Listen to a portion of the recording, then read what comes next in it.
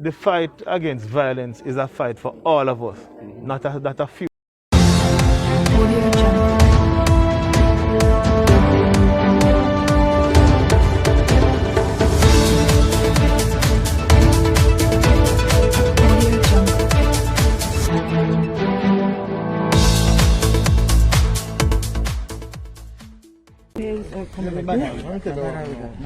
Man, shut that won't take away my girl short from You left me up, so you left me up, so you left me up, so you left me for the tree.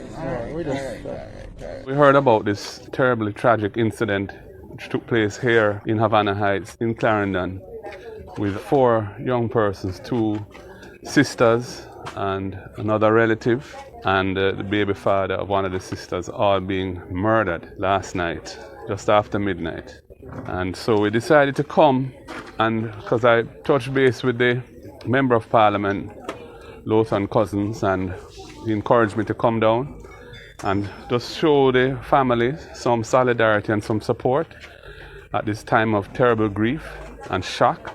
The community as a whole has been going through a series of incidents, but this now has taken it to a whole different level. And you know, coming to the house, seeing all the children, meeting the mother of the 2 sisters who died, seeing the small room in which they were all put on a bed and then executed, it really is shocking to the conscience. The Jamaica Constabulary Force at this time, we're offering condolences to the bereaved family, and we want to let them know that we are going to be here and to reassure them that we will get to the bottom of this incident, because this incident really ought not to happen, because people are living with each other, and I do not think that dispute, whatever it is, should be settled in a way that it is so heinous. We are one family. In spite of we are law enforcement, we are here to provide security and safety for them. And when we wake up this morning and to hear about this incident is very tragic. a working hard young man. What's the name of your son? Michael Solomon. When live? Havana Heights Phase 3. He's a working hard young man. Every day work. When he no go out, he help me with my farm. Come and run chicken farm. Michael, you're innocent. God, no, dead left your one son. Only one picking. Plus your baby mother gone, left your baby. Eh? Tell me now. Who is his baby mother? What's her name? Sharona White, one of his siblings, one of them that died. One of the girl that died, Sharona White.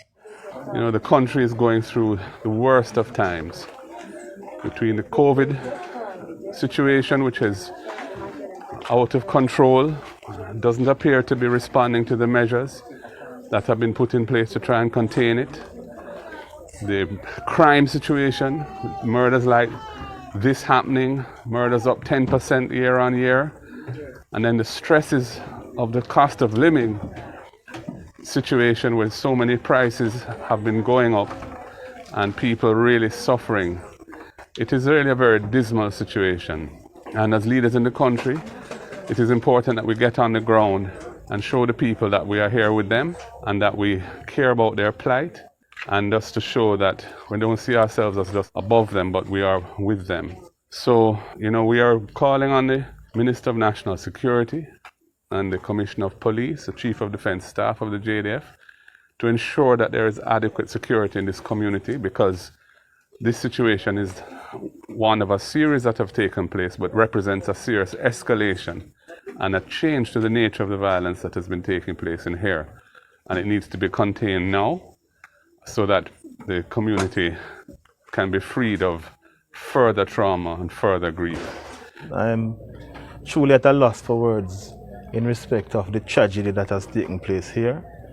As the party leader and the leader of opposition would have indicated earlier, we are calling on the Ministry of National Security to increase the police presence in the space so that we don't have a repeat of what transpired. It is quite unfortunate that incidents of this nature are happening when we are supposed to have increased police presence in the spaces due to the fact that there's a curfew and the all-island lockdown would have started. We have to work together as a community as a country to ensure that we can sleep with our windows and doors open in the realest sense, and that it is not a fleeting illusion to be pursued but never attained. As a former Minister of National Security, I've been to many murder scenes, but it is few that have struck me as tragic as the scene we have here today.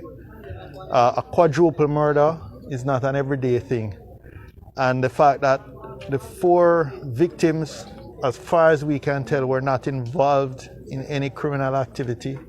They were innocent young people, and the trauma to the children who observed the murders. In one case, a young boy seeing both parents murdered must be indescribable pain. All right, now I don't know if I can make it. Better me out a garbage pan or me lay down on the roadside. Me tell you the truth, it don't make no sense. Me don't have no hopes or nothing. Me not go work out. Yesterday, last time he called me, I said, Mommy, the chicken them not have no feed. Now, Mr. Michael, me soon come, but me sign us up and me give me a little time. Me call him back in night, 1 o'clock, and I say something to him. And me say, you good? And he say, yes. And me say, all right, later, boy. So this is doing live normally or in this fast food company? He stay with him baby mother. And baby mother I must stay with. It took a long time for the police to respond, notwithstanding that 4 Parts and Maypen are within a couple minutes drive away, both police stations. We were able to come to from Kingston in about half an hour, and yet it took about that time, as far as I can tell from the community, for the police to respond.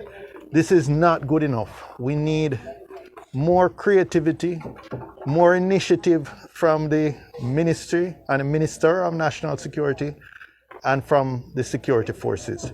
Presence in this area is always heightened because even last week, Thursday, we had an operation, and we have several operations in Havana Heights because it is one of our spots that we keep monitoring.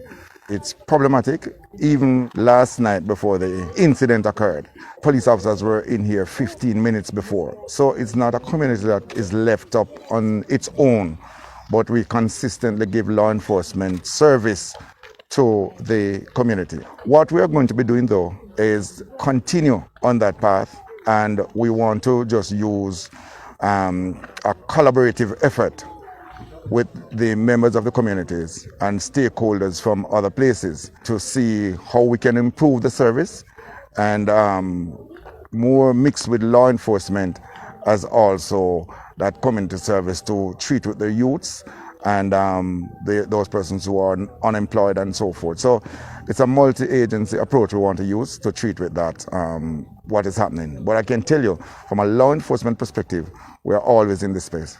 You have to balance crime control with crime prevention.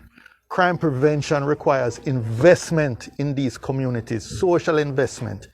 This administration has abandoned our initiatives around social investment, around partnership, around training, violence interrupters through the PMI, which will be placed in communities like this to break the cycle of reprisal and counter-reprisal.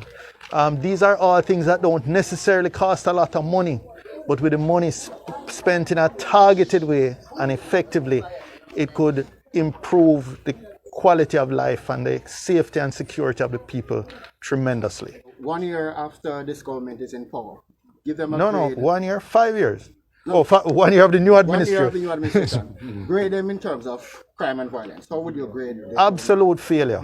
Absolute failure. We have had, from every perspective, certainly in terms of serious and violent crime, the most serious and violent crime, murders and shooting, those are up, despite the fact that we have had the entire country under curfew and lockdown for most of that year.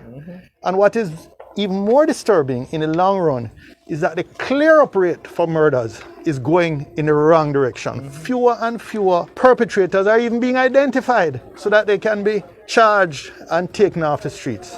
So we have seen a fall off in terms of the intelligence gathering capabilities, in terms of the investigative capabilities, and the results are what we're seeing here today.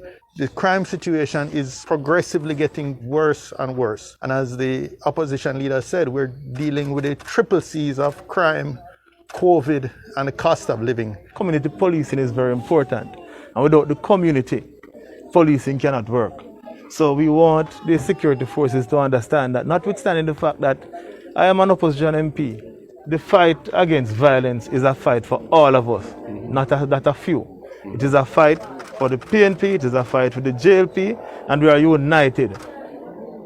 And it's interesting, we have the opposition spokesperson and security here. During his tenure, crime was going down significantly. He placed great emphasis on community policing. And that is where we went wrong. Because we are not placing the emphasis where it should be placed. Our priorities are misplaced. Building fancy police stations all across Jamaica is not going to lead to a downward trend in crime. Police stations in and of themselves is not the answer, it is not a panacea. What was happening between 2011 and 2016 that led to that serious decline needs to be revisited. And they need to consult with us because obviously they don't have the answer.